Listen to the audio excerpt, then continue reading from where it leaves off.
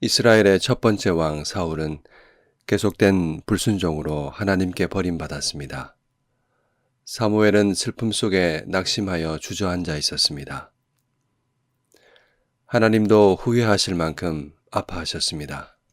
그러나 하나님은 이내 자기 백성을 위하여 새 역사를 시작하십니다. 너는 언제까지 슬퍼하겠느냐? 하나님은 사무엘을 일깨우시고 베들레헴 사람 이새에게로 보내려 하십니다.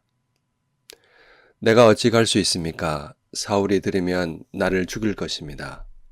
사무엘은 두려워했습니다. 사울이 여전히 왕인데 누군가에게 기름이 부어진다면 반역이 되기 때문입니다. 하나님은 두려워하는 사무엘을 위해 묘책을 마련하셨습니다. 사무엘이 베들레헴에 도착하자 그곳 사람들도 두려움에 떨었습니다. 뿔에 기름을 채우고 암소를 끌고 왔으니 눈치 빠른 사람들은 그것이 무엇을 의미하는지 알아차렸습니다. 평강을 위하여 오십니까? 만약 이곳에서 누군가에게 기름이 부어진다면 그들은 결코 평안할 수 없습니다. 사무엘은 평강을 위해 왔습니다 라고 대답하고 하나님께서 마련해 주신 묘책대로 이새와 그의 아들들을 제사에 초대했습니다. 과연 그 기름은 누구에게 부어질까요?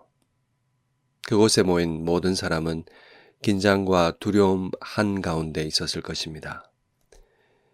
이제 한 사람씩 선을 보입니다. 첫 번째로 맏아들 엘리압입니다. 사무엘은 엘리압을 보고 여호와의 기름 부으실 자가 과연 주님 앞에 있도다 라고 생각했습니다. 왕이 되기에 이보다 더 좋아 보일 수 없었던 것입니다. 그러자 하나님께서 말씀하셨습니다. 그의 용모와 키를 보지 말라. 사람은 외모를 보거니와 나 여호와는 중심을 보느니라. 하나님은 자신도 모르게 외모에 쏠리는 사무엘에게 말씀하셨습니다. 차례대로 7 아들이 사무엘 앞을 지나갔지만 하나님은 아무도 택하지 않으셨습니다. 이에 사무엘이 이새에게 묻습니다. 당신의 아들들이 다 여기에 있습니까? 한 사람이 여기에 없습니다. 막내입니다. 왕을 선택하는 그 시간에 막내는 들판에서 양을 지키고 있었습니다.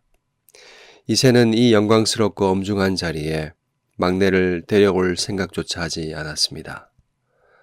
아버지가 보기에도 막내는 왕이 될 사람으로 보이지 않았기 때문입니다. 가장 작은 자였기 때문입니다. 하나님께서 택하신 자는 가장 작은 자 다윗입니다. 그의 마음은 하나님 마음에 합했습니다. 다윗은 양을 지키던 들판에서도 하나님을 경외하던 사람이었을 것입니다. 사무엘은 기름을 다윗에게 부었습니다. 기름을 붓자 그날 이후로 다윗은 여호와의 영에 크게 감동되었습니다. 이는 새로운 시대가 이미 시작되었음을 보여줍니다. 하나님께서 주권적으로 시작하신 새 역사는 다윗을 통해 이루어질 것입니다. 그러나 다윗이 왕으로 등극하기까지 긴 시간은 온통 고난의 세월이었습니다. 다윗이 참된 왕이 되도록 연단하신 것입니다. 그는 영웅이 되기도 하고 도망자가 되기도 했습니다.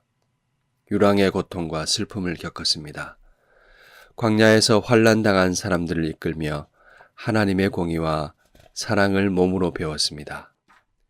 하나님의 다스림은 하나님 마음에 합한 자 다윗을 통해 이루어질 것입니다. 평강을 위해 오십니까? 사실 그 질문은 오게 될 그날을 가리키고 있습니다. 하나님을 의존하는 작은 자는 나라에 평강이 오게 할 것입니다. 여호와께 제사드리기 위하여 왔노라. 그 말 역시 오게 될 날을 가리킵니다. 다윗은 언약궤를 예루살렘으로 옮겨오고 하나님께 순전한 예배를 드리는 날을 오게 할 것입니다. 다윗은 그의 후손으로 오실 메시아를 비춰줍니다. 하나님은 그리스도 안에서 우리를 부르셨습니다. 하나님께서 세상의 천한 것들과 멸시받는 것들과 없는 것들을 택하사 있는 것들을 폐하려 하시나니 이는 아무 육체도 하나님 앞에서 자랑하지 못하게 하려 하심이라. 천함과 멸시와 없음은 세상이 판단하는 우리의 외모입니다. 그러나 이것은 자랑스럽습니다.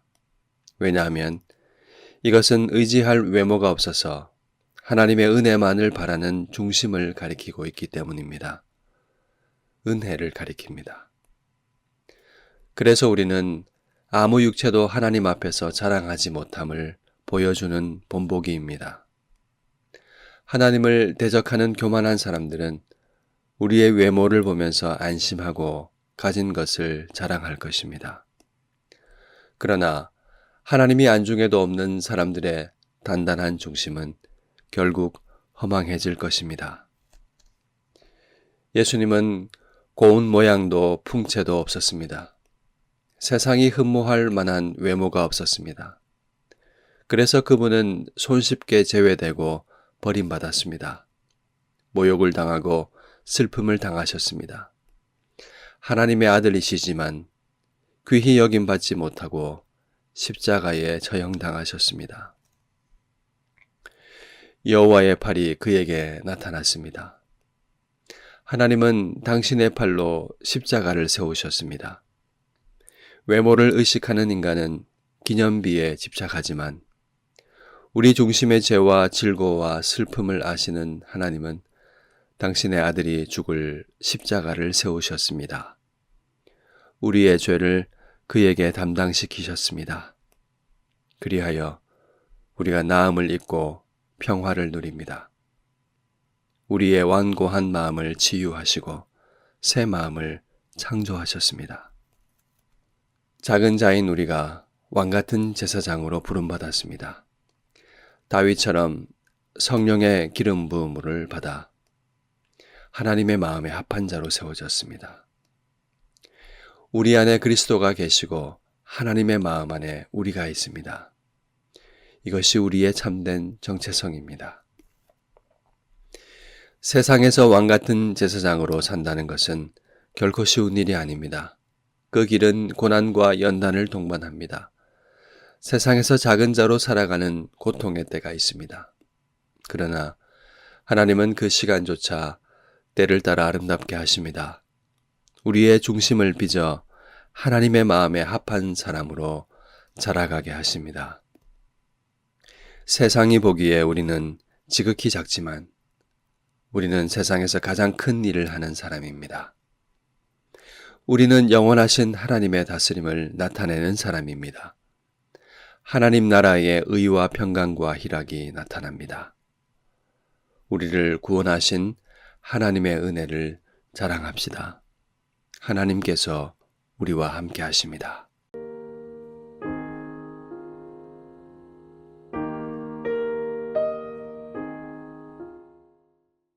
말씀을 생각하며 우리 함께 기도하겠습니다.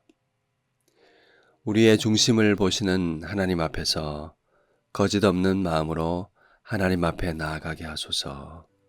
새 마음을 창조해 주신 우리 중심에 지금 무엇으로 가득 차 있는지 보게 하소서. 하나님을 마음을 다해 사랑하고 공경하게 하소서. 기도하겠습니다.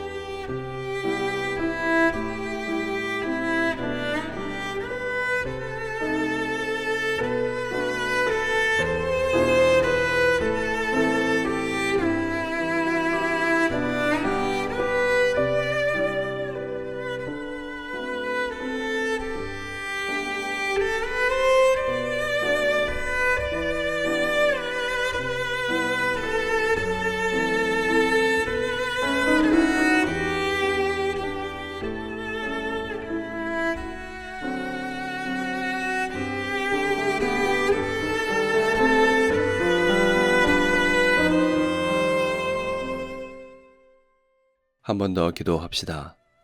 세상의 멸시와 고난의 시간마저도 때를 따라 아름답게 하실 하나님을 바라보면 좋겠습니다. 우리를 위해 자신을 주신 그리스도를 믿고 바라보고 주님의 발자취를 따라가는 우리가 되게 하소서. 기도하겠습니다.